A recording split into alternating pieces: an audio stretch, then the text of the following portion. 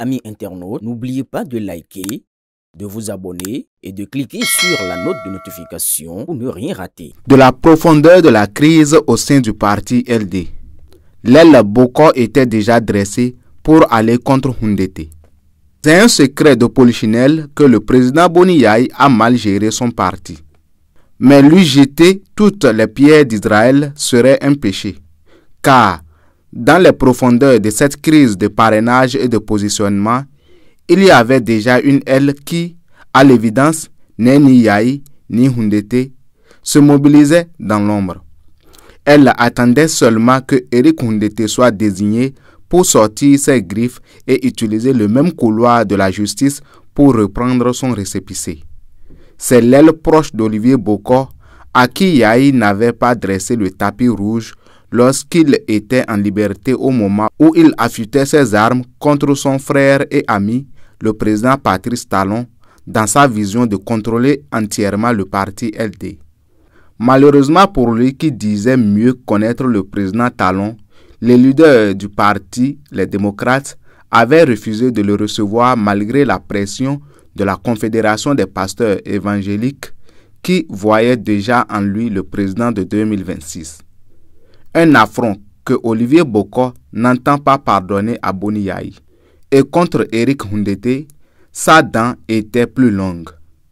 Le plus politique de la maison LD, toujours collé à ses vertus, ne trouvait pas élégant que ce bras droit du président Talon pousse l'ignominie au point de lui tourner le dos pour une affaire de candidature. Ceci après avoir joui, même plus que le président lui-même, des délices de cette rupture. Mais très tôt, Olivier Bokor a trouvé en lui celui qui n'a suffisamment de cran pour mettre en difficulté Talon une fois sorti du palais de la Marina. Et comme il contrôle toujours bien ses hommes, les deux personnalités étaient déjà en difficulté. Boni Yayi pour celui qu'il va désigner. Et au cas où, comme président, il poussait son amour pour le parti plus loin en choisissant Eric Houndété, malgré tout, cette fronde latente va se révéler. Il faut juste ouvrir les yeux, apprécier la situation à LD pour voir qui sont ces éléments qui constituent l'aile Bokor. Donc LD est parti dès le départ pour ne pas avoir une situation facile, sauf si le président Yayi acceptait de sortir le grand jeu. Réussir à garder la maison en se mettant au-dessus de la mêlée. C'est pourquoi certains lui reprochent à juste titre d'avoir accepté de prendre la tête du parti. Il aurait dû laisser Houndété, qui a le mérite d'avoir réussi à endormir le très vigilant Patrice Talon pour faire participer son parti aux élections législatives dernières alors que tout paraissait impossible. Le parti n'ayant pas réuni, avouons-le, tous les détails nécessaires pour participer à ces élections.